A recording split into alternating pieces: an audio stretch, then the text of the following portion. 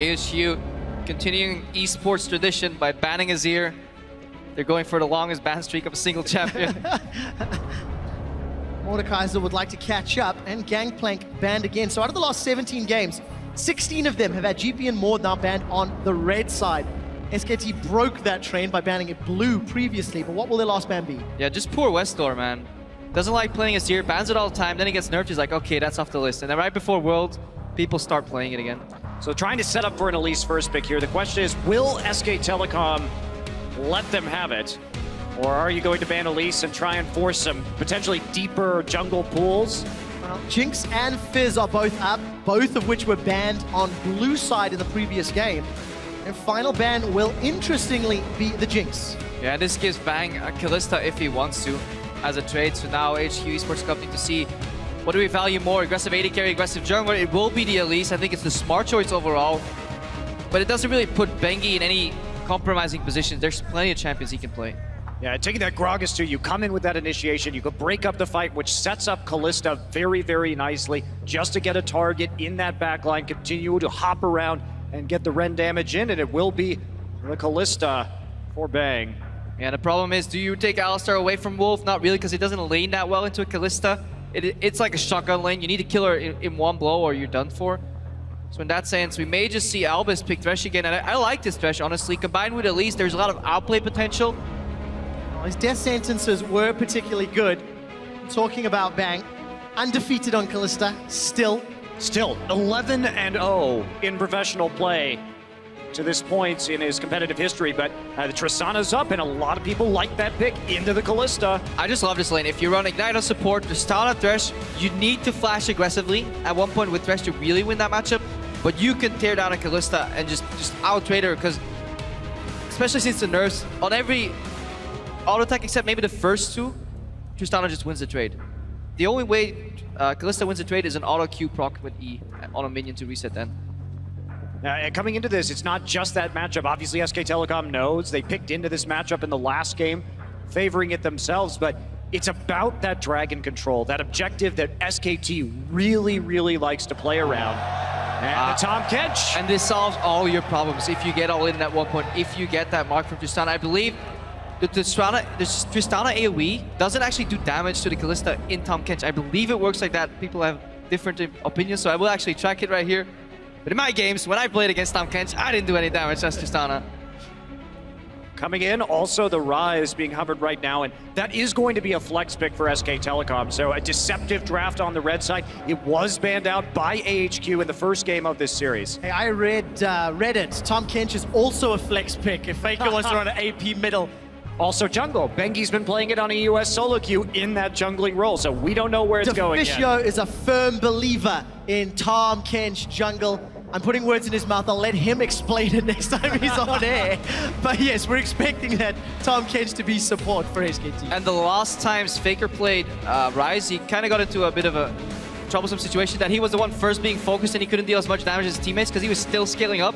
That was like the only negative part about Faker, where he draws all the attention and then dies and his team aces them. Tahm Kench now solves that one problem he has, and if it ever gets to late game, he will just blow people up because he's a fantastic laner, especially in terms of positioning with that Ryze. He's not afraid to pop his ulti to go aggressive past the minion wave and just start zoning people. Yeah, and we've seen the early kills against Twisted Fate. I mean, it's going to be that coming in from westdoor, and this is a match that Faker played very, very well against Pawn. I still think it's a good matchup for TF because if you don't really misplay, you can always stop the Ryze from really chaining you over and over with a gold card. The only breaking point is whenever you throw a blue card for mana or you just throw a card on the minion, that's when Ryze can flash. So look for those little timing windows right after you pick a card, you use it on the minion. That's when Faker wants to flash in. That's how he got that solo kill against Pawn too. So in that sense, it's a skill matchup, but obviously westdoor can teleport to different lanes and see if he can help his teammates. And for westdoor, he's currently 2-0 at the World Championships on Twisted Fate. Played in the group stage to great success. A little bit of time left on the countdown here for MaRin. He's currently looking at Gnar, but they swapped to Renektno at the last second. He dumpstered Darius in the group stage on that champion. I like the pick because it's an earlier top laner, an early game top laner, but you have a late game scaling mid laner, so you don't need any more late game security blankets. You just need something to get you to the early game, and we've seen what he can do on our Renektno. And also, this combination of Gragas with Renektno, with Ryze, you have a lot of kill pressure in the lane phase, a lot of single target crowd control. If Bengi throws in an ult in the late game, it's going to bounce people into SKT, Ruin Prison, or the Renektno W, and that's going to be it. The single target damage is absolutely crazy. You can really see for SKT how these team fights are going to go. AHQ, they've got the Tristana for fast pushing, but again, another pick composition. They want to skirmish again. AHQ gonna need to get a lot of helping hands in the early game, considering the strength of those side lanes, and also considering how well MaRin has already demonstrated a mastery of that Renektno into Darius matchup. Yeah, and Wolf running the exhaust here, really good against Tristana because you can just wait until the marks on 3 auto attacks left from completion. Last 3 auto attacks deal less damage, then it explodes, and suddenly your entire all-in gets ruined. I love seeing the Ryze again here too. This is an insurance policy.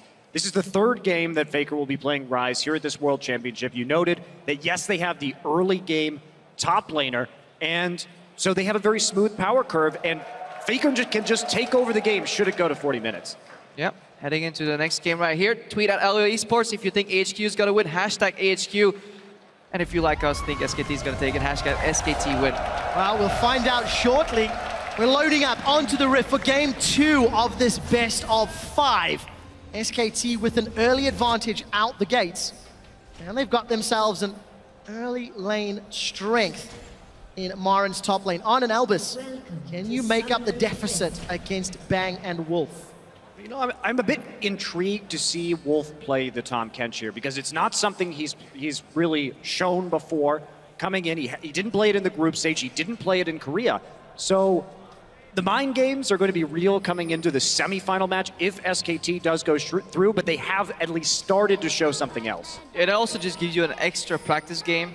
It's kind of hard to call a quarterfinal here a practice game, but you want some competitive experience because scrims versus online, obviously, offline rather, is definitely a different environment. I just think every support going on from quarters into semis should master the Tahm Kench because that pick could be big and potentially in the finals. Well, we're seeing it grow as the World Championships are continuing to play on. That's disgusting. I think it's fascinating, personally. SKT and AHQ with another defensive start. This time around, An is moving up to the top lane. Actually, again, they started the lane swap last time. SKT caught a little unawares. And it seems like we're going to have another lane swap set up to try to, I imagine, avoid that Darius-Renektno matchup. I'm a bit surprised that AHQ has prioritized that Darius just because we've seen so many lane counters from SK Telecom against it. They've shown a variety of picks. They've been able to deal with it probably better than any other team so far. And MaRin, he's a hell of a Renektno player, and he always has been. So it's a very big comfort pick for him. Thanks started E there. That's interesting. Usually people start W on the Kalista. Did get changed, so you can get less passive stacks there. Also the E for just maybe some easier push if he was expecting a 2v2. And early level 2 there to Albis. Is he going to roam to do the typical versus SKT strat of gank mid lane? There is a ward, and we saw some blue ping, so HQ is aware of that ward that SKT plays, so that's why Albis is changing his pathing here. Yeah, you can see the delayed ward coming in, the trinket ward from Faker, just to make sure that they were protected on that side in case anything was going to come through. So interesting early ward pattern here, and that's going to keep the Ryze nice and safe against any level 2 gank shenanigans. Has managed to save, or stay alive. It will time out very, very shortly. Yeah, that's why Albis is waiting. Yeah, he's going to die. Did not have vision of the area, but take a look at the mid lane. westdoor lost a very early trade against Faker. He's already burned through his consumables. And Faker does have that HP advantage and the wave pushing against him. So very comfortable and safe on the scaling mid laner. And I think from watching Faker play, that is one thing that separates him from a lot of other mid laners, and many pros have come out and said it when they played against him. He challenges almost every CS you take. Whether it's by attacking you or simply moving in your general direction, having the pressure. It's like a million eyes are watching you CS, and Faker is in your face. And if you mess it up, not only is he going to laugh at you for missing that CS, he'll punish you with an auto attack. So it's incredibly hard to farm into Faker overall. especially when you have to be this far forward. And Bengi now going to wrap around. He will be seen by the Trinket Ward. Elise coming in from left side though. westdoor, he's making it obvious that he has backup though. Yeah, not playing scared at all. I think SKT take the bait. So Bengi's not going to go for the gank. Instead, it's going to wrap around to the bottom half of the jungle. On Albis, as well as Ziv, we're pushing up the top tower. That should fall shortly, as SKT will take down the bottom outer turret. And you can see statistics on the Twisted Fate as well as that Ryze. Well, it's one of westdoor's legendary champions, right? He's been known for playing TF for years and years and years in the Taiwanese scene. So it's something that he's going to be very comfortable with, but he has to make it work early here because they're going to need a large gold lead to deal with Faker's Ryze come the late game. He is running the teleport this time. He will be a formidable split pusher. Yeah, and this time so we see both towers go down here, waves being bounced, but you see MaRin doing the smart thing. At the start, when these waves started being bounced off the T1 dive, people did an endless freeze, but they actually met too much resistance from the lanes coming back into defense. So what MaRin's doing right now, he knows there are people coming, likely to be on an Albis. So he actually pushed in the wave a little bit, so he doesn't deny himself any potential CS. And you could see that reflected in the CS score right now as well. He's at 14, whereas Ziv immediately based to pick up that massive wave in the top lane. Bengi, however, is here for round 2. Body slam is not going to connect. Bengi did not follow it with a flash of his own and get westdoor's. Yeah, but that is huge because Faker is playing very close to that tier 2, and westdoor must have a flash in order to really CS in that particular situation. And now we see some movement up into the top side. That's exactly what we were talking about. That's why you push that lane back earlier, because otherwise that massive wave stacks and that freeze actually becomes a massive push against you, and you actually lose all that farm. Look at it. MaRin doubling the CS already from Ziv, and Ziv's tower just going down here with the help of those minions. On is going to push down on the bottom, so they may be able to trade. Mountain and Albis going to arrive a little late. westdoor also teleported to the mid lane, so he doesn't have that available if a play were to break out. And MaRin, has he maybe taken the bait here? Not enough minions to fight. Albis, Ziv, Mountain. It's a party. They want a new pair of shoes, and it's crocodile skin, the make they want. Slice and dice is available for MaRin. Gonna get the stun onto Arn, and slices and dices away. Arn will follow with the rocket jump. Faker teleports in, kills Ziv on the back line, and MaRin escapes. You can't make that mistake right there. Faker hadn't even been back to shop yet. He had no items, so that was a very good dive situation. But MaRin plays the slice and dice through the lane, and Ziv has nowhere else to go. He has to run through that turret, and Faker just locks him down. With no minion wave under there, he's gonna take a lot of hits. That was one of the sickest plays I've seen. MaRin coming back, gonna have to clear that wave. Hang on, let's see if he survives so we can actually talk about how sick that was overall. Death Sentence connects, the Flay will not. Repel comes down and Mountain's in trouble. Faker, no mana though, which means AHQ get away with their lives for now. Yeah, MaRin, he denies the dive by keeping the wave outside of the turret. Then he waits there, he doesn't path into the river, just says, okay, you wanna come? Walk to the tower. Faker collapses, kills somebody, but then MaRin, you can slice and dice through somebody, but he stood at the very edge where his slice, his initial first dash would actually just not proc the dice, but he just procced a tiny bit of area of an enemy champion right there to proc the double slice and dice. That was a phenomenal play, just getting out of there, maximizing the distance. And oh, the Sentinel, I don't think it's going to see them. The Death Sentence does! Bang gets caught by a cocoon, and the Flay holds MaRin in place. Arn is going low. MaRin will not be able to get the kill. It's a double for Bengi. Albis tanks a few turret shots, but should get away alive. you don't rely on Sentinels. You never do. Those things don't see anything. They're broken. They walk in. It's like they're blind. You could call them blind monks. You don't do that. Not living up to their name then. No.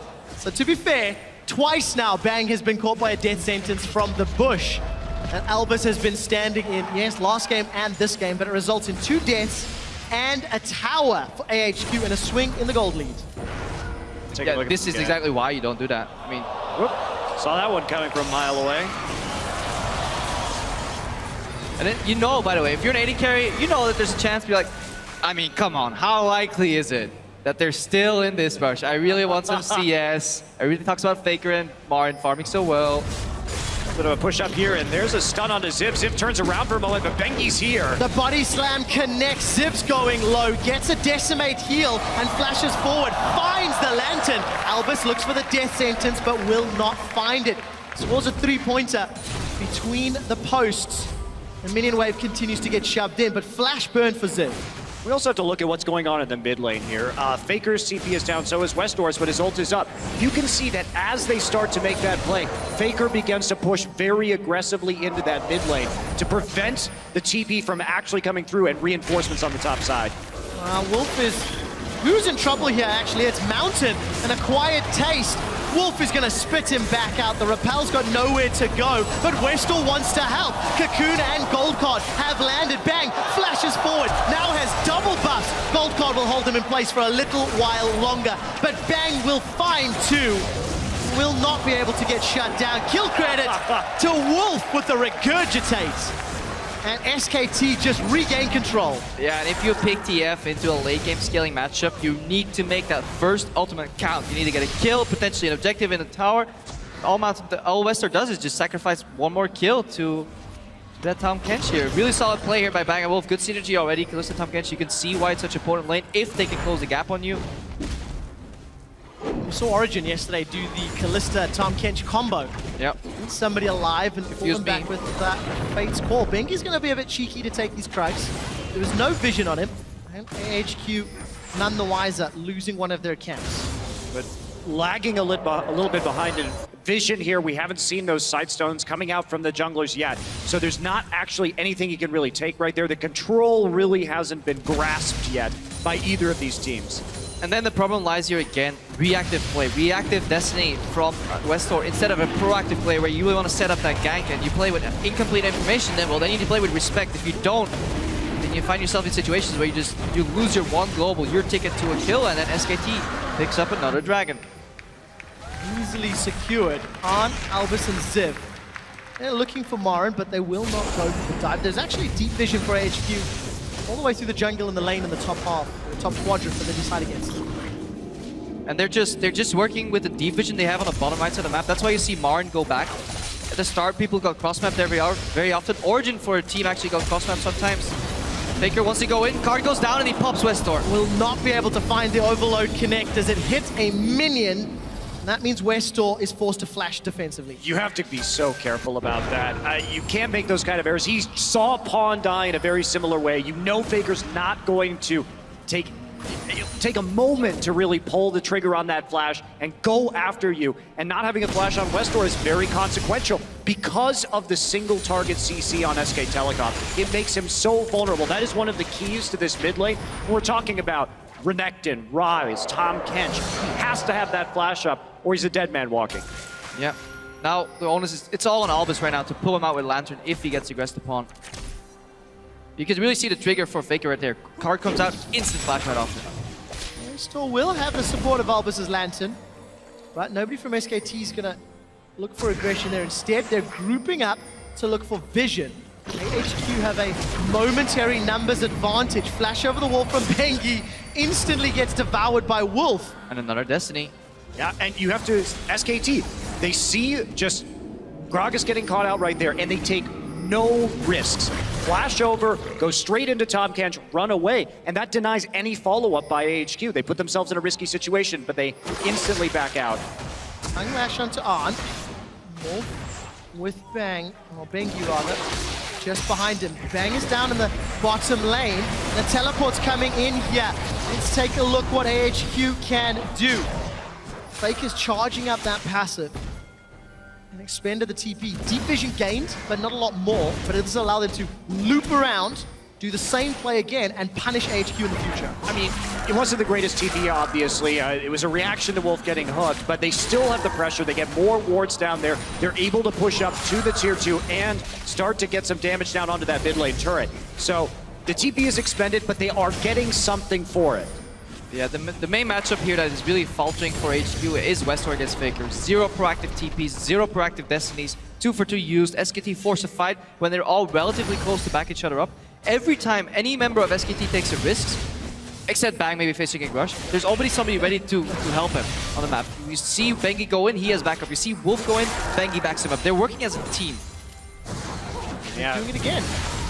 Yeah, well, there's no real way for AHQ to get to this mid turret quickly, so they're going to take a lot of damage, may not actually lose it because SKT Siege isn't that great with a Ryze Kalista, so they can't stick on it while the minion wave gets thinned out.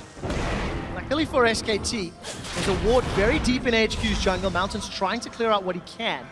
And with MaRin having teleport available, he continues to push top. While Arn is pushing out the bottom lane. But again, SKT, they're just laying a SKT flag in AHQ's jungle every single time they push forwards. And unlike last game, now what we saw last game was that while SKT was dominating the bottom side of the map, we did see AHQ reciprocate by taking over the opposite side of the jungle. This game, there's virtually no wards on the top side for AHQ, so their counterplay options are severely limited right now because they literally have no information. Yeah, and SKT doing a phenomenal job just shrinking the map, and Destiny just becomes worse and worse the harder the map shrinks overall, because you can't find an opening to a side lane where you can then 2v1.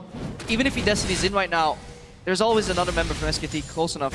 And the reality of Twisted Fate is if you can't get deep wards in, if your team can't get deep wards in, when you start to want to combat the Dragon and the Baron, Destiny then has to be used just to see where the hell the enemy team is, and that becomes a major problem that you're using it for vision only. And it brings 0 combat stats to that fight around Dragon, so you work, vision is your advantage and knowledge is power and all, but if you don't have any vision, you go down with, compare the ultimate from Faker to a Destiny and a Dragon fight. That alone spells out the entire way that fight's going to play out.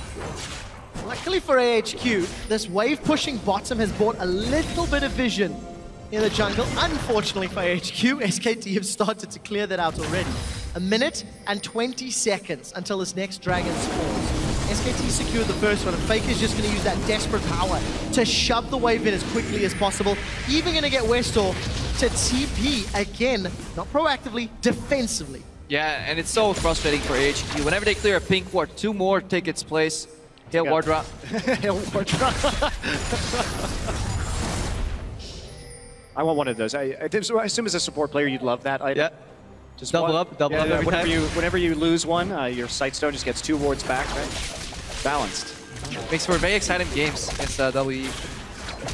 Not difficult to deal with at all. So, AHQ, what have they done for the last minute? They shoved in the bottom wave, defended the mid tower, but it's very clear they want to make a play around this Dragon.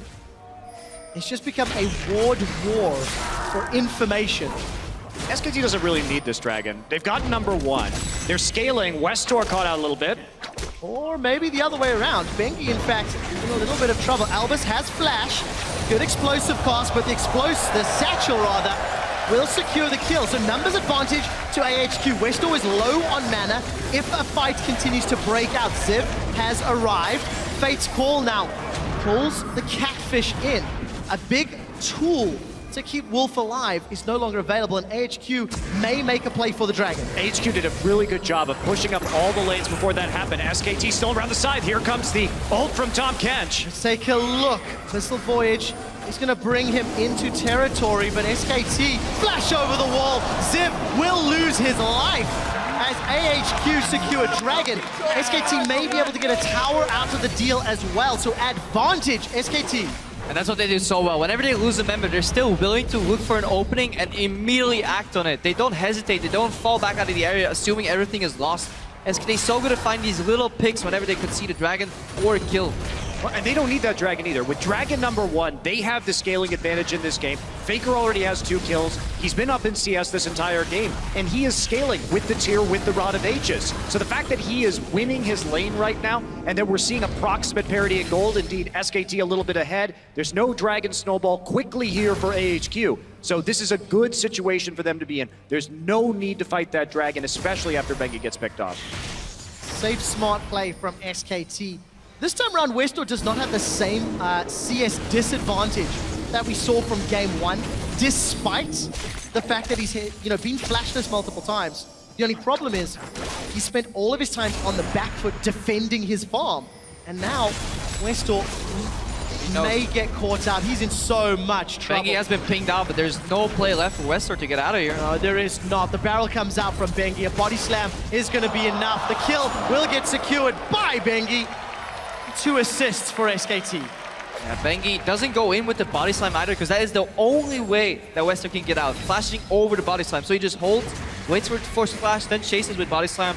Luckily, Kench was waiting too. Here's Faker though. Gentlemen, there's a fight on 2 fronts because Arn's in trouble down bottom. Ziv's caught out in the middle. Here comes Bang with the red buff. Fate's Call holds Ziv in place. On gets away alive, but Ziv cannot say the same. Yeah. Bang says, licky tongue, I choose you. Now faces Steam Rocket in the mid lane. Oh boy. Where is the Pokeball, the Pokemon Master Kalista skin, Crepo? He's waiting. That's right, it's gonna get that copyright anytime now. Pretty sure that's gonna work out. Please? SKT, 6 kills to 3. They've got a 3,000 gold lead, a tower advantage, even on dragons, and content to play the scaling game. There's Ziv getting caught once more. Yeah, body slam flash. Bengi, so far in this game, has been doing a lot of body slams, but not flashing after, just to force enemies flash. This time he really wants to commit to Ziv. Perfect combo, and you can see how hard it is for Ziv to get out of there. He's so confused that he actually flashes into the wall too, adding some insult to injury.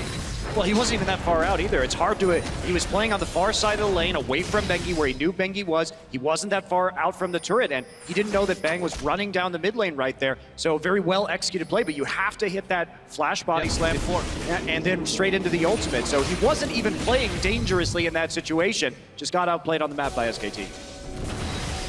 Seems to be the story of everybody that plays against SKT. Despite momentary glimpses of positive play from AHQ, just can't keep that up. I mean, it's not only here at the World Championship, right? It's in Korea too. If we look at SK Telecom in the summer season, they were 17-1 in best of threes. And overall, in terms of games, so far, including the World Championship games, they are 44-6 since their loss at MSI. That's like an 88% win rate. Or 50. Insane. Impressed you did that on the fly. SKT will pull the Baron. Fate's Call is available. Wolf wants to look at the knock-up and will not get an acquired taste for On. Gonna need to back away. As Wolf continues to play aggressive. SKT completely in control and daring AHQ, daring them to contest any objectives. Walking into this Baron is a very dangerous thing for them, and they have so much single target damage. SKT, oh, there's a grab, but... Yeah, Albis is following through.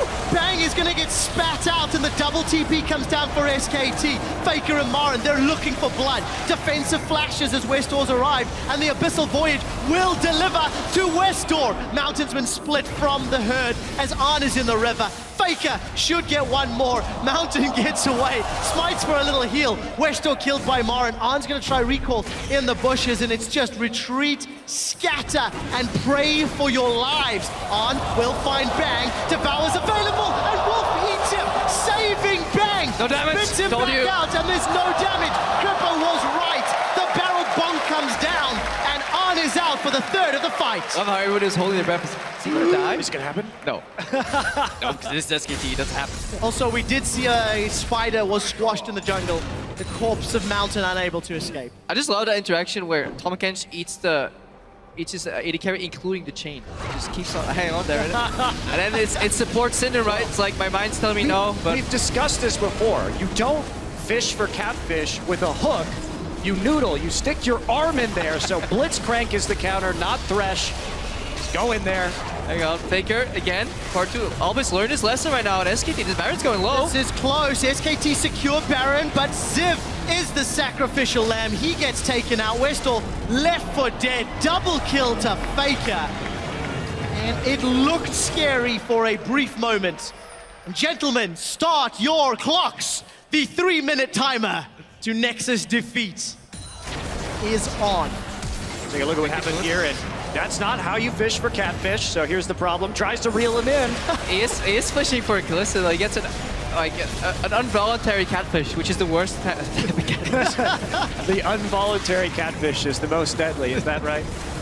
Now this is a chase down from here. Great Abyssal Voyage to set this up. Get the exhaust down afterwards, even though he gets hit by the gold card. Flash W from MaRin. And that's all she wrote for westdoor. Faker, in the meantime, is going to find a rune prison. And look at Bengi. Even if On could get away, Bengi's going to find him. The Ryze delivery system is going to work perfectly, and Faker goes 5-0. That Baron was secured around 22 minutes into the game. It is one of their earliest. Yeah, but all banter aside, you just see the power here from that pick here on Wolf, that Tahm Kench just being able to deny any potential damage. It is essentially a zone S on his W, and you just move the target around too. It's impossible to focus him down. Now Bengi, he's feeling Is there enough damage? westdoor's got the red card primed. Wolf will say nope and waddles to victory. I mean, there's always a chance of Fate's calling there too. Yeah, exactly. So You can save reposition two people at the same time. It's kind of ridiculous. SKT are pulling it off exquisitely. Dragon soloed by Faker, their second of the game. If you bind a top lane Tahm Kench with Kalista and you play Thresh support, there is a really interesting chain that you can do. It's like cross-country on steroids. You can get from fountain to fountain in like under... It's a terrifying thought, Capo. Clock's running out though. I'm sure somebody on YouTube has done it. AHQ committing everything to MaRin, and it's the dunk from Ziv that gets the kill, but how much of their base will they lose? Fate's Call throws onto Mountain. Wolf will devour him shortly. Repel goes up into the air, and he should get... No! The Lantern pulls him away! Mountain stays alive, and the inner mid lane turret will then get killed. Bang will look to Albis as he's knocked back by the explosive cast. Another tower falls in the bottom lane by minions. So yes, you killed MaRin, but hashtag not worth. Faker gets apprehended backwards, only to murder Ziv, take down westdoor, and break open the base. SKT are looking for minions. Faker is being put in positions for kills by both his teammate and his enemies. First time Kench spits him out, now Darius apprehends him. He's like, well, I guess I'm here. I can kill two guys and take the tower. And find Mountain under that turret. Faker just going ahead and face tanking it. And there's he going to go down. Bang with the kill. Another kill secured. SKT have got an inhibitor from this Baron power play. They may not be able to finish by the time it wears out. Oh, it's done. Because it has done, has completed, and Wolf will escape with Bang. Unable to block that damage, but what an exceptional play. 25 minutes in, 10,000 gold lead. And Super's in the mid lane? It's been fun. I can tell, Monte Cristo.